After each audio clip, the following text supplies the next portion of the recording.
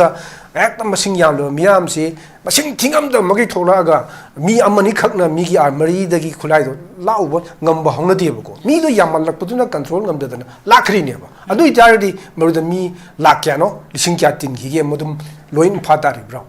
Senior Harris. I don't Masanga took survive city, Luna Yam, machine crime, not tame. Quickie, Machine ladies, Quickie. Bharatiya Nyay Sanhitya and Anuba Exingdo. Adugi section 34 Musung 43 Pawasida Masanga talks of say crime not the Harinem. Aduga UN Charter UN Charter Article 51 the suit Masanga talks of say Lone Yai Madu crime not the Harinem. Adu Masi Paw with Ikuidi Ikuina Isanga talks and Abu Honabase crime when Ubase Masidi. Yam chumjena khali aduga people singing marakta makoina sinaba yaba mi sing dubuna mi una uba aduga makoina sinaba yadaba mi wi sing duna makoi yeknaba dong no uba anti national oibani intra anti india ni haina lobagi mawongse masidi yamna penning ai oitre na haininge aduga sinaba yariba mi sing du chumna sinna jo haidi la loba masel natragana Kulai Piper, machine thing about the scene give you the guide. Meecham Hattoklaga Lankhre Asimadi Moisina de Haiba Yaroi. Lansi Horopadi, Sidam Tanga Hanum Kule. Lansi Horopasi, Lansi me whom the hope, Nate low evade. But the Matu Moins and Hilaga might have a hope to give one ever. Madugi Mamang the Gi, April Kunipanda. Chief Minister Yang Sangaga the open gym two guy was the Lancha Horian, Lobia. Adugi Mamangana, Dugi Tang Kuntaretina, Matai Lekaita, Kugi Sanamagi Temple, two guy, made Hadoeva, at the Pianga made Hadoeva. Must you hold up him? Madu Bawa the control to Yabaduki Mahuta, Susan Puda Leramba Commando sing Lautoraki. That's why. Sims hungry one ever. Aduga couldn't knock a single paragadi. Masana Yazaraba security lapses like have the Masana Yazaraba Matamdugi DGP Kanan P. Dongan Natro. Adagi Home Minister Kanano. We must have a security lapses like Rian. Adu Tagadi me Zaniko Humpu Sian Bagi responsibilities in Moida Nan Luidavi Maram Kai like Moina Soibadagi Mishi Natra.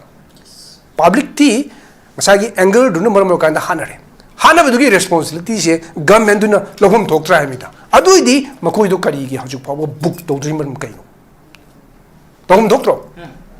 Mohina Sweden and Moimasana Emito Jarabanatra, Yazarabanatra. I did Madame do the security lapses like this, Mo Yazaneva, Yaragadi, Makoi Matakta, Makarigi, action locotino, book to Jikino.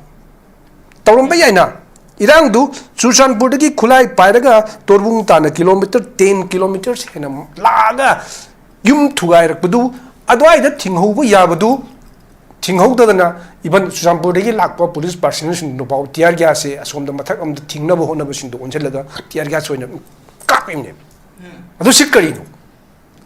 Adunzani, Mayana, Masidi, Toke, and a Tohanba Dugumba, conflict Amakani and a high race in Masidanem. Violence Amakani, high race in Masidanem. Adun Masigi responsibilities, Matamduki DGP, Matamduki Home Minister Shinda, fixed of him, Toya Duga, Masigi, Mi Siriba, Mayam Sigi, died to Sumuina, Logodoni, Adu, Hajuk Power, Lushinba, Namdabase, Mase, India government Masigi responsibility to Logodoni, Lushin Hardi, India Topa Step or Magati, no Paro, Nini, Paro, Diadum, Lushingini, Masigina, Equidana Sahi, Hum Henatalan Maja, Mase, Yamchum the Mukani, and Masimina Sum Sataba. Film to the Hosio Zan Tambiri by Meecham Hattoklaga Lankhre Soikhre Haiba Yaroi Aduga Mihat Passing to Papa lately, where the films with the Nasi Tamjet to Piskamai Bell. Cookie City Kari Haidun Haibong Hungry, Mukudi habituate layer.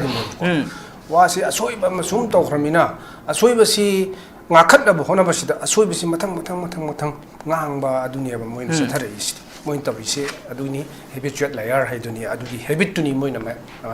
Masi Madame, Mian, the good ways. Moina, me hatpasi. Nagataru hatpasi, Naga Tugi one at Table. Lanina, we land to Unkanaramina, somewhere, Mikrasina, one Nakanimaki, City. She was either me hatpagi. mawongdo kwaidagi na sathiba tamthiba prithibhi sida adungaina amuktaga ugidriba haitare khoi Amazon rainforest ga lei kana haiba khoi cannibals ka adugi type am sangba haitare adumaina malem ge miyam sina makhoi ui masi ui haiba su moi masana su yazare maradamdi moina sengdora iba wafam duna moi taksare malem ge miyam na cookie singse yam na tai chada ba yam chokot ba cannibals oina ure haina moi masana su masi yazare haiba ni da emi tokjabane sengnadi makhoi se tapthiba mine haiba moi masana yazai emi tokjabane aduda sengdoiba khusengdu tu mi usitabam yawdugi bane sengna akhoi soikhre apologize story and haiba du khak natam apologize do moi hoje hairi se ma moina bu yam phajaba mo hairi apologize story bodo was not admission of responsibility for Naga civilian killing swana musu hairi ko sine sengdoiba khusengdu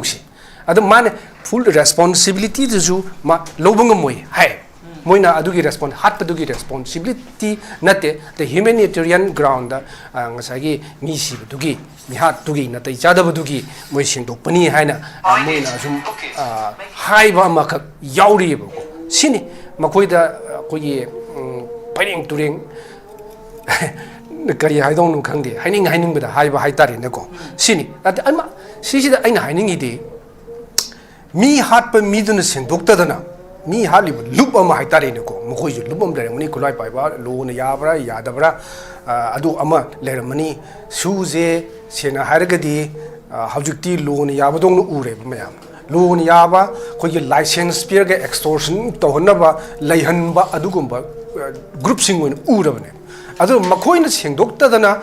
KZC na ID masi haining dabne KZC ka ji sum paning dabne ko cookie jo council ka na moi si punjan ba yadri badu akoina hekta khoi join toxin bi badong na khoi moi maming je pal ge hena maming chalam dong no thoe adu ai masi ai ka ya de haidabne adubu masi gi matang sida haiba particular organization duna hairak baduna haidi adana hairabani ada moi haisida moina sengdok tadana KZC na singdoi sinadi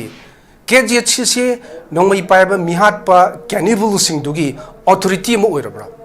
hangbiaris ma authority mo ina mana singdo ibidugi maramji ma authority ni na singdo ine aduga cookie coding maki ma se authority natti haibsidi nga si amuk ngasagi zombie student organization na hairak pasida uye zombie singjina mo haire hariba KZC se Mahaludi Haibne. Mahaludi, ma recognize Tode, Adu Maze Adugumba, Mahuchin organization, Amusunati, Amuxo Haire. Adu a day, Masidi organization, see which I can say, Cookie Kudimaki, Cookie Joe Kudimaki, Mahuchin, Oidova, organization, Oergadi, Cookie Milton Singdugi authority, Amani Habslobum to him. Maramaduna, Hajuk Pauba, Pabangam Dribase. Hariba mihatina hatkiba kwat to the chenaba sing haju paw padri base mase hariba cookie jo council gi luching bani haiba singdo phar kanda thokani en khalle maramdi mogi mohut selega mana singdok ngami natra adurdi mahakse makhoi se hariba mihat pasingdo gi authority mo oire haibani sini koina yengbe yari se makhoi gi matakta khoi gi dum FIR se lokholaga book to budi yaraba jane adubu कोई government की माइके देगी करी थोरांग local लिखे अब जी एना है तो सीना करे है कि सीना है ना मुझे लौरे वो मिनिस्ट्री की आया वो ले रहा ना मसी की केसी में कोई ना मु another FIR में पालगा लोकल लगा टिकट पसी हाउरे है ना हाई रबनी ना मसीदा NIN सु मसी की टिकट पगी एजेंसी में ना करी दमकता कुकी जो काउंसिल ना मिहाट तो सिंदोर इबनो है बसिसु यिंजिन बचुम मेन खल्ले मरमदे मखोय अथॉरिटी मोइनो सिंदो इनि हाइना लोभम थोइ है बनिदा अदुना फाबा ngamdri बसि पिख्रबा सिगी याम अंगकपनि मणिपुर गुम्बा पिख्रबा कोगी मपान की स्टेट अमगी डिस्ट्रिक्ट अमना हेना चावबा हाइतारे मिसिंग जु याम जदबा सिगुम्बा मी मरक सिसिदा खरी अदु यामना तमथिबा मिसिंगदो हजु फावबा फाबा ngamdaba हाइबसे मसिदगी Hena Sonba मसिदगी Hena इकाइनि ngayoba leite हाइना हाइनिंगे ticket pa hobda ngairi haiba yai ana pai bai hobda ngairi haiba yai adubu tha ma heleklaba phajik la sibauda manipur police na pairamba case tu manipur police na su phaba ngamde kanam ngamde ba moi mathak to wa ngang ho ki bra kainom tawri ba even asok pasing phawda security na guard tawraga pura lagan laying ni dana machine hiding is karino machine turning is karino haibudunida adunani ngasa aina hek hobda haijigiba makoi si license to extortion license to kill in moi the license people ga chap manaraga haji act taw lere aduna makoi gi mathakta chapsaba action se lakoti makai manipur sung ingwe ingmusi leiroi maramdi nakalla madana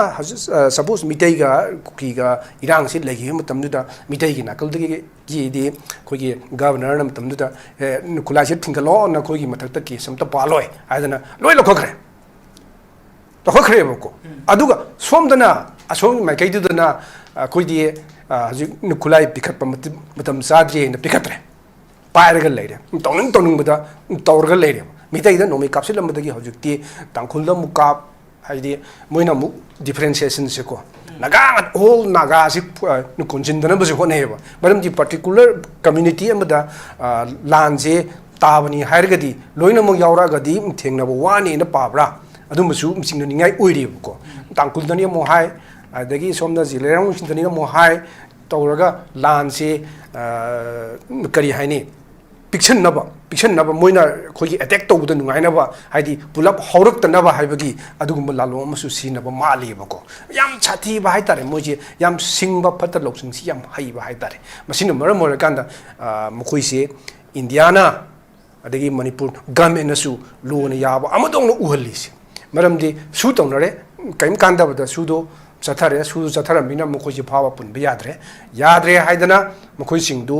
mkhoi gi kem ta famsana leihanba khulai sing phajana sek tawbra adu tawde adum free da thado ga lei adunani sigi phibam sitadi manipur da phana kanna honarasu masigi irang se lusen gi hargadi su militant sing sigi hana solution ma problem sange aduga makoi da pairi ba maram chada ba adigi nongi bai ba si maram chai haibadi yaroi da na ko michamna aduna asigumba khulai sing se fazana losin ba ma sange ba machine natana somdana pahalaba nakalamdana pahandrawa aduerdi nongmai paibaduna nongmai paidabdu usitabe sim sana tabne aduna moina donung bada ngasi phawda tum chatharaga lai masi sida injana su yengduna leibagi maramdudi mayam su hanjin hainagre aduga manipur laingak na masi police department khaktana hariba mihat pasingdu thige harabadi irai laiba potneba nongmani ni gi manungda phabangam baneba adubu phade haju phawda kaimtongamde ji NIA na thigali tigat base sahi kya changduino khangde adana masigi film sida sum lehen bai base yam kudung thiningai ne na ismai thamjege jai huju leiba film sida irang silosinna baduga tholiba thoduk tamthiraba thodok singsi losinna ba pambai singdu government matam sana thabu lokhalagadi oigani haibani madu huju phawbugi oina di miyam na madugi lambi dum udri haibaduni yam hoje makha tabsu ojam dei khogi kukije council na singdoli wafam se naga miyam da madim leidiba minari group singda singnabagi mong amada uhanbaduni haibaduni Hemchandra kamai yengbe oja kanu janandon thamberiba khoi huju khogi kukijo council na fondoli statement se ansam na su yaning da fondoli aduga ojanando na su jik thambe wafum se khogi makhogi singdok pasi khogi naga misam amadi leiripa hingminari group singda warning pibagi mong duni haibani ojai mot kamai yengbe aduna sidi mioi ba matana yaru da bawani da yes mioi ba harijine mioi ba nataba singna mioi bagi crimes against humanity neba moina sathagi basi ba adum makoi ji aina su marak makta dum haib su yawi makoi ji mi boina lawba yari bra yada bra shi masi question ji hangninge mi boina treat tawgadra adagi koi gi karamaina karamba jibne haina lawgadage haise masine ba ado makoi da ikai basu moidi kitang ju wat pamali adagi even mayam ya dum haina giba kari nupi angangi wari hisu adum madugi manungda chumsu dum yawbajani aduna makoida sigumba ijat ki adagi minungsi gi pochma sungau yawdaba haitare aduna makoina tokthorpasi maduda heta mami tae sumna hajiki naga taru hatpadu chumna hatre yam na tai chadaba mawongda hatkre yam adisi siga manana kogi jirida nupi angang jam tamti mawongda hatpadu angang pikri ba sahi phatri ba angang du makuk tu utup na thu maga halaga ising langdarak pa kai si masi angak pa makhangni ado ngayak shawbadagi hanaba haitare ne soibadagi hatpa natraga ngayak shawbadagi khud hanbada sinagi ba aduna makhal amane sidi tawgen tawbam yawri bako masagi nupi hanba phabado moi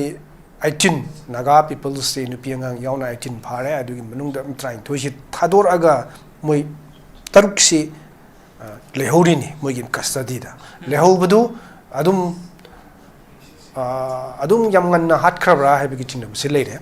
adudani makoina ngasagi moi phade akhoi khangde ka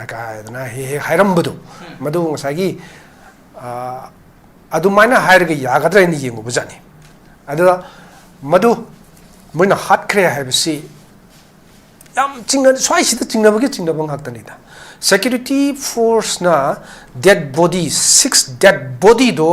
moina puthora iba nimittugi mamang dagi haidi naga singna phajirliba atopa kuki gi miyoi 14 je thadok tringai mamang dagi masiki dead body se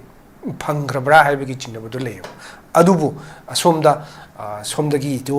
madu puthu uragadi somda 14 people used to musu Sibia bagi watok but levanina madu lotion bra have a kitchen of Suleva. Kay to boogie swai of Humst the Miam na hire, Nagasina so hire, Adagi ate, Miam so hire, Harry Buck Kungang, Anisigi Mark the Sweden of Kid Lagani. Have seen Miam na hire of a neighbor. Aduga Chapmanana, Moina, dead bodies you put or competent the people, statement the Sue, Harry of Humsi the Gipangi and Harry name. Adudi Lagani, I have a city. Naga people singna haidi naknaba nagagi kungang kinda leriba mi singsina yam ganna haigrabane adu bawda puthoktraga thiba khangdena operation huiga torna purna yam mana thiraga na phangmangam de haibastu madu angakpa makhani adu masi chingnabagi ngактani haitare aduna simaina akhoi si asigum phibam sida ngasi pawba hingdra lai mitai singa kuki singa lanthing nagi ba haitare mitai singdi sengna masa ngak thok chana bu honabani madu ngak thok na bo honabudusu ngasai gi mitai singji makutse koye thauri nu punjelaga khanahan ba haitare adugi mongda laikibani madugu manana nagasing dasu ngasi gi phimsi madugi phimdo yorobra phoba za laije hangning e boko nagasing ju ngasagi mase yam kan haibusu nuaite adubu tamthina hatkiba sing adu madugi matangda nuaitaba khara phongdok panatana atopa yam akanba reaction din nagasing gi maketi lakhide lakbu ukide masisu ai angakpa mani khakne haininge madu sumna khaki jeliarong fruit ki miwi sing oibagi somda other naga people singna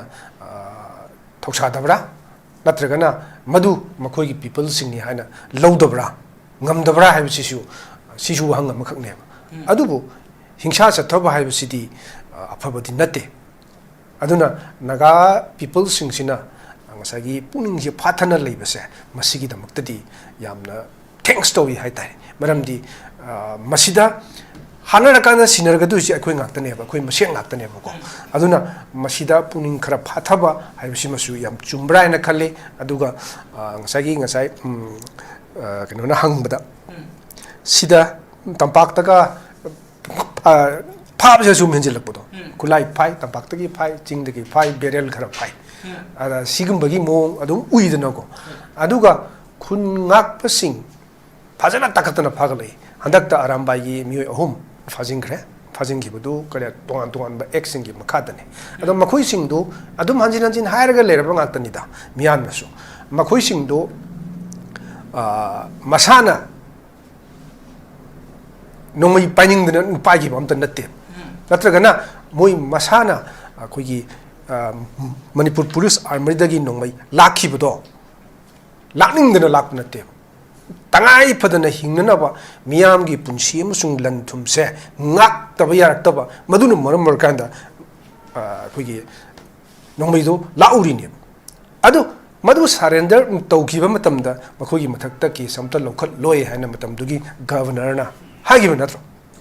adu karigi natrino hajuna mathang enaina case lokhalaga masu chenai adudi senadaba mibu amtabu yawram marori matamdu da hogiba irang duda ektam masing yamlo miyam se masing thingam da magi tholaga mi amani khakna mi gi armari dagi khulai do lauba ngamba hongna debako mi do yamal lakpuduna control ngamdadana lakhri neba adu itardi maruda mi lakyano lising kya tin gi ge modum loin phatari bro sinema harise ado masang ngak thok sawa habisidi luna yai masi crime natte khogi masi season ladies ko khogi bharatiya nyai sanhitya na anuba action do adugi section 34 musung 43 phawsida masang ngak thok sabase crime natte hairine aduga UN charter gi article 51 da su masi masang ngak thok saba habse luna yai madu crime natte na hairine ado masi phawda aikoi di aikoi na isang ngathok chanabo honabase crime moina ubase masidi yam chumjena khalle aduga people singi marakta makoina sinaba yaba mi sing dubu na mi una uba aduga makoina sinaba yadaba mi wi sing duna makoi yeknaba dong no uba anti national oibani intraga anti india ni haina lobagi mawongse masidi yamna peningai oitre na haininge aduga sijina ba yariba mission do chumna sijina jo haidi la loba masel natragana kulai paiba masen thengna bada sina gibudu di kaide micham hat pada sina rakpa asimadi moi sijina de haiba yaga dori raw lansi horok padagi sidam tang hainum khale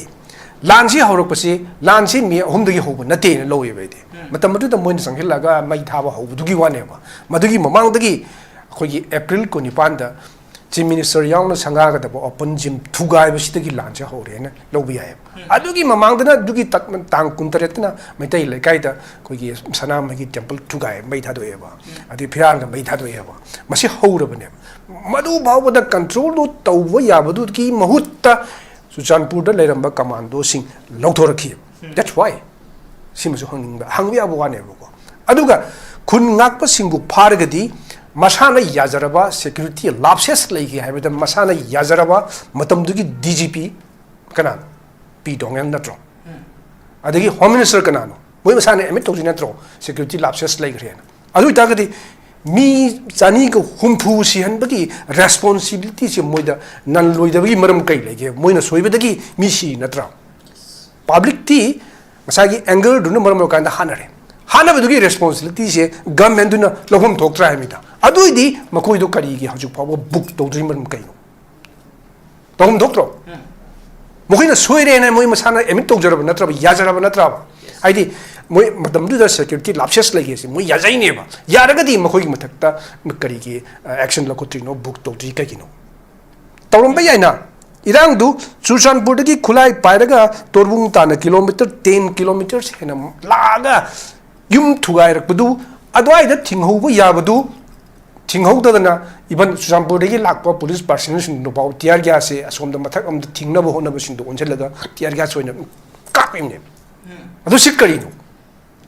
adumdani mayamna masidi thoke na thohanba adugumba conflict amakak ni na hairesi masidane violence amakak ni hairesi masidane aduna masigi responsibility je matam dugi DGP matam dugi home minister singda fix tawhum toy aduga masigi mi siriba mayam sigi daito su moina logudawni adu haujuk phawba loisinba ngamdabase mase India government na masigi responsibility ju logudabani lotion gi hardi India gi atop state to oramagadi nonga pharo nini pharo dwaira dum lotion gi ni masigi na ekoi dana sahi ahum hena chalan mai je mase yam chumdaba mu khangni adana masi maina sum chathaba haibase ekoi gi narol si inkhal laiba phathaba ngam hodaba narol sing se he and anti national oirak pe ya na swai thamjage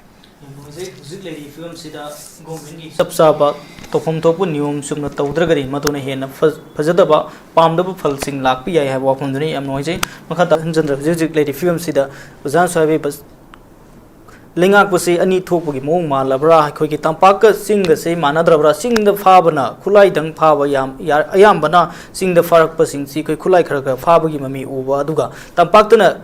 ꯅꯣꯡꯃ ꯀꯥꯡꯗꯅ ꯑꯩꯈꯣꯏ ꯃꯅꯤꯄꯨꯔ ꯄꯨꯂꯤꯁꯀꯤ page ꯑꯁꯤꯗ ꯑꯩꯈꯣꯏꯒꯤ ꯃꯤꯆꯝ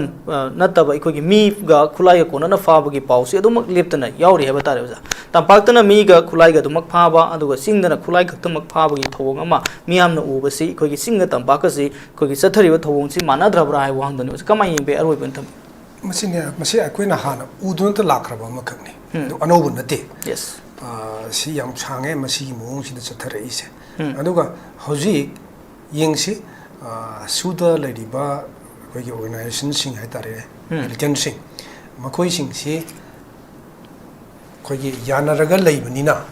ꯃꯈꯣꯏꯒꯤ ꯃꯊꯛꯇ ꯌꯥꯝ ꯀꯟꯅ ꯌꯦꯡꯁꯤꯟꯗꯕ ꯑꯣꯄꯔꯦꯁꯟ ꯆꯠꯊꯕ ꯌꯥꯗꯕ ꯍꯥꯏꯇꯥꯔꯦꯅꯦ ꯑꯗꯨꯃꯥꯏꯅ ꯇꯧꯕ ꯃꯥꯜꯂꯦ ꯑꯗꯨꯒ ꯃꯤ ꯍꯥꯠꯂꯨꯔꯒꯗꯤ ꯃꯤ ꯍꯥꯠꯂꯨ ꯍꯥꯏꯕꯗꯤ ꯅꯠꯇꯦꯗꯅꯀꯣ ꯁꯨ ꯇꯧꯅꯔꯤꯁꯤ ꯁꯥꯟꯇꯤ ꯄꯨꯔꯛꯅꯕ ꯅꯠꯇ꯭ꯔꯣ ꯑꯗꯣ ꯃꯤ ꯍꯥꯠꯂꯨ ꯍꯥꯏꯕꯗꯤ ꯅꯠꯇꯦ ꯑꯗꯣ ꯃꯤ ꯍꯥꯠꯂꯨꯔꯒꯗꯤ ꯃꯔꯥ ꯂꯩꯕꯁꯤꯡꯗꯨ ꯕꯨꯛ ꯇꯧꯐꯝ ꯊꯣꯛꯏ ꯐꯥꯐꯝ ꯊꯣꯛꯏ ꯑꯩꯈꯣꯏꯒꯤ ꯖꯁꯇꯤꯁ ꯑꯃ ꯄꯤꯐꯝ ꯊꯣꯛꯏ ꯃꯤꯌꯥꯝꯗꯀꯣ ꯑꯗꯨꯅ ꯑꯁꯤꯅꯤ ꯁꯤ ꯃꯊꯧ ꯇꯥꯔꯤꯁꯦ ꯑꯁꯤꯒꯤ ꯃꯥꯏꯅ ꯁꯤ ꯎꯔꯛꯏꯁꯤꯗꯤ ꯆꯤꯡ ꯑꯃꯁꯨꯡ ꯇꯝꯄꯥꯛ ꯑꯅꯤꯃꯛꯇ ꯇꯣꯈꯥꯏꯕ ꯑꯦꯗꯃꯤꯅꯤꯁꯇ꯭ꯔꯦꯁꯟ ꯑꯃ ꯂꯩꯔꯛꯄꯗꯧꯅ ꯎꯔꯤꯁꯤꯗꯤ ꯒꯃꯦꯟꯁꯤ ꯍꯥꯟꯅꯒꯤ ꯑꯗꯨꯁꯨ ꯑꯗꯨꯋꯥꯏꯗꯨꯗꯁꯨ ꯑꯗꯨꯝ ꯃꯃꯤ ꯑꯗꯨꯝ ꯇꯥꯕ ꯍꯥꯏꯇꯥꯔꯦꯀꯣ ꯃꯃꯤ ꯑꯩꯈꯣꯏꯒꯤ ꯏꯔꯥꯡꯁꯤ ꯊꯣꯛꯇ꯭ꯔꯤꯉꯩ ꯃꯃꯥꯡꯗꯁꯨ ꯆꯤꯡꯗ ꯂꯩꯕ ꯄꯨꯂꯤꯁ ꯁ꯭ꯇꯦꯁꯟꯁꯤꯕꯨ ꯅꯣꯡꯃꯩ ꯀꯌꯥꯝ ꯄꯤꯒꯦ ꯒꯥꯔꯤ ꯀꯌꯥꯝ ꯄꯤꯒꯦ ꯀꯔꯤ ꯇꯧꯍꯟꯒꯦ ꯁ꯭ꯋꯥꯏꯗ ꯂꯩꯕ ꯑꯩꯈꯣꯏꯒꯤ ꯍꯥꯏꯋꯦ ꯃꯄꯥꯟꯗꯒ ꯂꯩꯕ ꯄꯨꯂꯤꯁ ꯁ꯭ꯇꯦꯁꯟꯁꯤꯡꯗꯗꯤ ꯍꯥꯏꯐꯦꯠꯀ ꯄꯨꯂꯤꯁ ꯁ꯭ꯇꯦꯁꯟ ꯃꯥꯟꯕ꯭ꯔꯥ ꯑꯗꯨꯒ ꯃꯅꯨꯡ ꯈꯔ ꯍꯥꯏꯖꯤꯟꯈꯤꯕ ꯗꯤꯁꯇ꯭ꯔꯤꯛꯁꯤꯡꯗ ꯂꯩꯕ ꯄꯨꯂꯤꯁ ꯁ꯭ꯇꯦꯁꯟ ꯑꯗꯒꯤ ꯁꯤꯗꯤ ꯈꯨꯠꯂꯥꯏ ꯀꯝ ꯄꯤꯄꯣꯟꯇꯦꯗ ꯁꯨꯝ ꯄꯨꯂꯤꯁ ꯁ꯭ꯇꯦꯁꯟ ꯑꯃ ꯂꯩꯇ ꯌꯥꯗꯕꯅꯤ ꯍꯥꯡꯉꯕꯅꯤꯅ ꯑꯗꯨꯗ ꯑꯗꯨꯝ ꯂꯩꯍꯟꯕꯒꯤ ꯃꯑꯣꯡꯗꯨꯅꯦꯕ ꯂꯥꯛꯈ꯭ꯔꯤꯁꯦ ꯑꯗꯨꯃꯥꯏꯅ ꯁꯨም ꯆꯠꯊꯕ ꯑꯗꯨꯅ ꯄꯨꯂꯤꯁꯁꯨ ꯃꯃꯤꯡꯗꯒꯤ ꯑꯣꯏꯅ ꯂꯩꯍꯜꯂꯕꯅꯤ나 ꯉꯁꯥꯏꯒꯤ ꯑꯔꯥꯟꯕ ꯇꯧꯕꯁꯤꯡꯗꯨꯅ ꯃꯣꯏꯅ ꯇꯧꯅꯤꯡꯕꯗ ꯇꯧꯔꯛꯄ ꯀꯥꯟꯁꯤꯗ ꯀꯟꯇ꯭ꯔꯣꯜꯁꯤ ꯉꯝꯗꯕ ꯑꯗꯨꯅ ꯃꯈꯣꯏꯒꯤ ꯑꯗꯨꯅꯅꯤ ꯕꯥꯏ ꯆꯥꯟꯁ ꯑꯩꯈꯣꯏꯒꯤ ꯂꯨꯞꯁꯤꯡꯒꯤ ꯃꯔꯛꯇꯒꯤꯁꯨ ꯑꯩꯈꯣꯏꯗꯤ ꯃꯅꯤꯄꯨꯔ ꯒꯃꯦꯟꯒꯤ ꯃꯈꯥꯗ ꯂꯩꯇꯦ ꯀꯥꯏꯅ ꯍꯥꯏꯔꯛꯄ ꯌꯥꯎꯔꯛꯏꯁꯦꯀꯣ ꯑꯗꯨꯅꯤ ꯑꯁꯤꯒꯨꯝꯕ ꯐꯤꯕꯝꯁꯤꯅꯅꯤ ꯁꯤꯗ ꯀꯟꯇ꯭ꯔꯣꯜꯁꯦ ꯉꯝꯃꯛꯇꯕ ꯑꯗꯨꯅ ꯃꯔꯝ ꯑꯣꯏꯀꯥꯟꯗ ꯁꯤꯒꯤ ꯐꯤꯕꯝꯁꯦ ꯂꯥꯛꯄ ꯑꯗꯨꯝ ꯃꯅꯤꯄꯨꯔ ꯇꯝꯄꯥꯛꯇꯗꯤ ꯃꯁꯤ ꯄꯨꯔꯥ ꯑꯣꯟꯅꯕꯅꯤ ꯆꯞ ꯆꯥꯅ ꯄꯨꯂꯤꯁꯁꯤꯡꯒꯤ ꯃꯊꯧ ꯇꯧꯏ ꯎꯠꯂꯤ ꯑꯉꯝꯕꯗꯨ ꯎꯠꯂꯤ ꯑꯗꯨꯕꯨ ꯁꯤꯗꯒꯤ ꯈꯤꯇꯪ ꯍꯥꯏꯗꯣꯛꯈꯤꯕ ꯀꯥꯟꯗ ꯎꯄꯥꯏ ꯂꯩꯇꯕꯒꯤ ꯃꯑꯣꯡꯗꯨꯅꯦꯕ ꯂꯩꯔꯤꯁꯦ ꯑꯗꯨꯒ ꯍꯧꯖꯤꯛ ꯑꯃꯨꯛ ꯏꯔꯥꯡꯁꯦ ꯂꯥꯛꯈ꯭ꯔꯕ ꯃꯇꯨꯡꯁꯤꯗꯗꯤ ꯑꯃꯨꯛ ꯍꯦꯟꯅ ꯁꯥꯊꯤꯈ꯭ꯔꯦꯕ ꯑꯗ ꯁꯦꯡꯅ ꯍꯧꯖꯤꯛ ꯃꯅꯤꯄꯨꯔꯗ ꯄꯣꯄꯨꯂꯔ ꯒꯚꯔꯟꯃꯦꯟ ꯑꯃ ꯂꯩꯔꯤꯕꯁꯤ ꯀꯌꯥ ꯌꯥꯝꯅ ꯃꯇꯤꯡ ꯂꯩꯕ ꯂꯩꯇꯕ ꯌꯥꯝ ꯍꯥꯏꯅꯤꯡꯗ꯭ꯔꯦ ꯑꯩꯈꯣꯏ ꯑꯗꯨꯝ ꯎꯔꯦꯗꯅꯀꯣ ꯑꯗ ꯄꯨꯂꯤꯁ ꯗꯤꯄꯥꯔꯠꯃꯦꯟꯁꯤ ꯃꯅꯤꯄꯨꯔ ꯍꯣꯝ ꯗꯤꯄꯥꯔꯠꯃꯦꯟꯒꯤ ꯃꯈꯥꯗꯒ ꯂꯩꯕ ꯖꯥꯠꯂꯥ ꯑꯁ ꯍꯪꯅꯤꯡꯉꯛꯄ ꯍꯥꯏꯇꯥꯔꯦꯀꯣ ꯂꯩꯐꯝꯗꯤ ꯃꯁꯥꯅꯗꯤ ꯂꯩꯒꯗꯕꯅꯤꯗꯅ ꯑꯗꯣ ꯂꯩꯕ꯭ꯔꯥ ꯍꯪꯉꯛꯏꯁꯤ ꯃꯁꯤ ꯑꯉꯛꯄ ꯋꯥꯍꯪ ꯑꯃ ꯑꯣꯏꯒꯗꯣꯏꯅꯦꯕꯀꯣ ꯍꯌꯦꯡ ꯌꯥꯝꯅ ꯇꯨꯡꯗꯒ ꯃꯁꯤ ꯍꯪꯉꯛꯏꯁꯤ ꯀꯃꯥꯏꯅ ꯇꯧꯖꯥꯠꯅꯣ ꯀꯥꯏꯅ ꯍꯥꯏꯅꯍꯧꯗꯧꯖꯥꯠꯅꯤ ꯑꯗ ꯄꯨꯂꯤꯁ ꯗꯤꯄꯥꯔꯠꯃꯦꯟꯁꯤ ꯍꯣꯝ ꯗꯤꯄꯥꯔꯠꯃꯦꯟꯒꯤ ꯃꯈꯥꯗ ꯂꯩꯔꯤꯕ꯭ꯔꯥ ꯇꯣꯇꯦꯜꯂꯤ ꯀꯩꯅꯣꯅ ꯄꯥꯏꯈ꯭ꯔꯕ꯭ꯔꯥ ꯁꯦꯟꯇꯔꯅ ꯄꯥꯏꯈ꯭ꯔꯕ꯭ꯔꯥ ꯑꯗꯨꯒ ꯃꯅꯤꯄꯨꯔ ꯄꯨꯂꯤꯁꯅ ꯂꯣ ꯑꯦꯟ ꯑꯣꯔꯗꯔ ꯉꯥꯛꯄꯗ ꯑꯦꯁꯤꯁ ꯇꯧꯅꯅꯕ ꯂꯥꯛꯈꯤꯕ ꯁꯦꯟꯇ꯭ꯔꯦꯜ ꯐꯣꯔꯁꯁꯤꯡꯁꯤ ꯃꯅꯤꯄꯨꯔꯒꯤ ꯍꯣꯝ ꯗꯤꯄꯥꯔꯠꯃꯦꯟꯅ ꯀꯃꯥꯟ ꯇꯧꯕ ꯉꯝꯕ꯭ꯔꯥ ꯍꯪꯗꯣꯔꯤꯁꯤꯕꯀꯣ ꯀꯃꯥꯟ ꯇꯧꯕꯗ ꯆꯠꯄꯩ ꯋꯥꯗꯤ ꯂꯩꯇ꯭ꯔꯦꯅ ꯌꯥꯝ ꯐꯖꯕ ꯉꯁꯥꯏꯒꯤ ꯑꯩꯅ ꯁꯣꯁꯤꯌꯦꯜ ꯃꯤꯗꯤꯌꯥꯗ ꯑꯃꯈꯛ ꯅꯨꯄꯤ ꯑꯃꯈꯛꯅ ꯐꯣꯡꯗꯣꯔꯛꯄ ꯑꯃꯈꯛ ꯎꯈꯤ ꯌꯥꯝ ꯄꯟꯅꯤꯡꯗꯦ ꯍꯥꯏꯅꯤꯡꯗꯦ ꯍꯥꯏꯗ꯭ꯔꯕꯁꯨ ꯌꯥꯔꯦ ꯃꯌꯥꯝꯅꯁꯨ ꯍꯦꯟꯅ ꯑꯗꯨꯝ ꯇꯥꯟꯅꯔꯕꯅꯤ ꯑꯗꯣ ꯃꯅꯤꯄꯨꯔ ꯒꯃꯦꯟꯁꯤ ꯂꯥꯛꯏꯕ ꯁꯦꯟꯇ꯭ꯔꯦꯜ ꯐꯣꯔꯁꯁꯤꯡꯁꯤꯅ ꯃꯋꯥꯗꯤ ꯂꯧꯗ꯭ꯔꯦ ꯁꯨꯛꯂꯧ ꯍꯥꯏꯅ ꯂꯧꯕ ꯌꯥꯏ ꯑꯗꯨꯅ ꯃꯁꯤꯅ ꯁꯤꯒꯤ ꯐꯤꯕꯝꯁꯤꯅ 100% ꯃꯁꯤꯒꯤ ꯀꯩꯅꯣꯁꯤ ꯂꯣ ꯑꯦꯟ ꯑꯣꯔꯗꯔ ꯉꯥꯛꯄꯁꯤ ꯑꯩꯈꯣꯏꯒꯤ ꯁ꯭ꯇꯦꯠ ꯁꯕꯖꯦꯛꯅꯤꯅ ꯍꯥꯏꯔꯒꯁꯨ ꯍꯧꯖꯤꯛ ꯑꯣꯏꯔꯤꯕ ꯐꯤꯕꯝꯁꯤꯗꯗꯤ ꯁ꯭ꯇꯦꯠ ꯁꯔꯀꯥꯔꯒꯤ ꯁ꯭ꯇꯦꯠ ꯒꯚꯔꯟꯃꯦꯟꯠꯒꯤ ꯍꯣꯝ ꯗꯤꯄꯥꯔꯠꯃꯦꯟꯠꯒꯤ ꯃꯈꯥꯗ ꯂꯩꯔꯤꯕ꯭ꯔꯥ ꯍꯥꯏꯕꯁꯤ ꯋꯥꯍꯪ ꯑꯃ ꯑꯣꯏꯅ ꯂꯥꯛꯂꯕꯅꯤꯅ ꯁꯦꯟꯇꯔꯅ ꯀꯔꯤ ꯇꯧꯔꯛꯀꯗꯒꯦ ꯍꯥꯏꯕꯗꯨ ꯎꯄꯥꯏ ꯂꯩꯇꯕꯅꯤꯅ ꯍꯥꯏꯇꯥꯔꯦꯀꯣ ꯑꯩꯈꯣꯏ ꯀꯩꯁꯨ ꯎꯄꯥꯏ ꯂꯩꯇꯦ ꯀꯩꯁꯨ ꯇꯧꯕꯁꯨ ꯉꯝꯗ꯭ꯔꯦ ꯑꯗꯒꯤ ꯑꯩꯈꯣꯏꯒꯤ ꯃꯇꯤꯡ ꯊꯣꯛꯄ ꯂꯤꯗꯔ ꯂꯥꯛꯄ꯭ꯔꯥ ꯍꯥꯏꯕꯁꯨ ꯑꯩꯈꯣꯏ ꯍꯧꯖꯤꯛ ꯐꯥꯎꯒꯤꯗꯤ ꯎꯗꯦ ꯂꯧꯏ ꯄꯣꯄꯨꯂꯔ ꯒꯕꯔꯟꯃꯦꯟ ꯑꯃ ꯂꯥꯛꯄ ꯑꯗꯒꯤ ꯆꯤꯐ ꯃꯤꯅꯤꯁꯇꯔ ꯈꯦꯝꯆꯥꯟ ꯂꯥꯛꯄ ꯍꯣꯝ ꯃꯤꯅꯤꯁꯇꯔ ꯒꯣꯕꯤꯟꯗꯥꯁ ꯑꯣꯏꯕꯤꯔꯛꯄ ꯊꯥꯒꯠꯂꯤ ꯑꯗꯨꯕꯨ ꯑꯩꯈꯣꯏꯅ ꯄꯥꯝꯕꯗꯨꯗꯤ ꯁꯤꯗꯒꯤ ꯍꯦꯟꯅ ꯈꯤꯇꯪ ꯃꯇꯤꯡ ꯊꯣꯛꯅ ꯍꯥꯏꯇꯥꯔꯦ ꯉꯁꯥꯏꯒꯤ ꯁꯤꯗ ꯑꯣꯏꯔꯤꯕ ꯐꯤꯕꯝꯁꯦ ꯁꯦꯟꯇꯔꯗ ꯐꯖꯅ ꯃꯇꯤꯛ ꯆꯥꯅ ꯏꯟꯐꯣꯔꯃꯦꯁꯟꯁꯤ ꯄꯤꯕ ꯉꯝꯕ ꯑꯗꯒꯤ ꯑꯩꯈꯣꯏꯒꯤ ꯑꯄꯥꯝꯕꯅ ꯁꯤꯅꯤ ꯍꯥꯏꯕꯁꯤ ꯐꯣꯡꯗꯣꯛꯄ ꯉꯝꯕ ꯌꯥꯗ꯭ꯔꯒꯅ ꯃꯗꯨ ꯌꯥꯔꯛꯇ꯭ꯔꯒꯅ ꯌꯥꯗ꯭ꯔꯤꯕ ꯀꯔꯤꯒꯤꯅꯣ ꯍꯥꯏꯅ ꯇꯥꯛꯅꯕ ꯉꯝꯕ ꯍꯥꯏꯇꯥꯔꯦ ꯑꯗꯨꯃꯥꯏꯅ ꯇꯧꯕ ꯂꯨꯆꯤꯡꯕꯁꯤꯡꯗꯣ ꯄꯥꯝꯃꯤ ꯃꯗꯨꯃꯛ ꯑꯩꯈꯣꯏꯒꯤ ꯍꯧꯖꯤꯛ ꯍꯧꯖꯤꯛ ꯂꯩꯔꯤꯕ ꯂꯨꯆꯤꯡꯕꯁꯤꯡ ꯑꯁꯤꯅ ꯇꯧꯔꯛꯀꯅꯤ ꯍꯥꯏꯕꯒꯤ ꯊꯥꯖꯕꯗꯨ ꯐꯣꯡꯗꯣꯛꯆꯔꯤ ꯑꯗꯨꯒ ꯇꯧꯔꯛꯄꯁꯨ ꯑꯣꯏꯁꯅꯨ ꯑꯗꯨꯒ ꯀꯔꯤꯝꯇ ꯉꯝꯃꯣꯏꯗꯕ ꯑꯣꯏꯔꯒꯗꯤ ꯑꯣꯏꯔꯨꯕꯒꯤ ꯀꯔꯤ ꯀꯥꯟꯅꯔꯤꯒꯦꯁꯦ ꯑꯩ ꯁꯨꯃꯥꯏꯅ ꯊꯝꯖꯒꯦ ꯍꯧꯖꯤꯛ ꯍꯧꯖꯤꯛ ꯂꯩꯉꯥꯛꯄꯁꯤꯡꯅ ꯃꯇꯤꯡ ꯊꯣꯛꯅ ꯏꯔꯝꯗꯝ ꯑꯁꯤꯒꯤ ꯑꯁꯦꯡꯕ ꯂꯨꯆꯤꯡꯕ ꯑꯣꯏꯅ ꯂꯩꯉꯥꯛꯄ ꯇꯉꯥꯏ ꯐꯗꯦ ꯍꯥꯏꯕꯗꯨꯅꯤ ꯃꯤꯌꯥꯝꯅ ꯍꯪꯅꯔꯤꯕ ꯋꯥꯍꯪꯁꯤꯡ ꯑꯁꯤ ꯆꯃꯝꯅꯕ ꯃꯌꯥꯝ ꯑꯃ ꯊꯣꯛꯂꯤ ꯍꯥꯏꯕꯗꯨꯅꯤ ꯃꯅꯤꯄꯨꯔ ꯄꯨꯂꯤꯁꯀꯤ ꯑꯣꯏꯔꯤꯕ ꯃꯈꯣꯏꯒꯤ ꯊꯧꯑꯣꯡꯁꯤꯡ ꯁꯤꯗꯁꯨ ꯑꯉꯛꯄ ꯋꯥꯍꯪꯁꯤꯡ ꯃꯌꯥꯝ ꯑꯃ ꯍꯪꯅꯔꯤ ꯍꯥꯏꯕꯗꯨꯅꯤ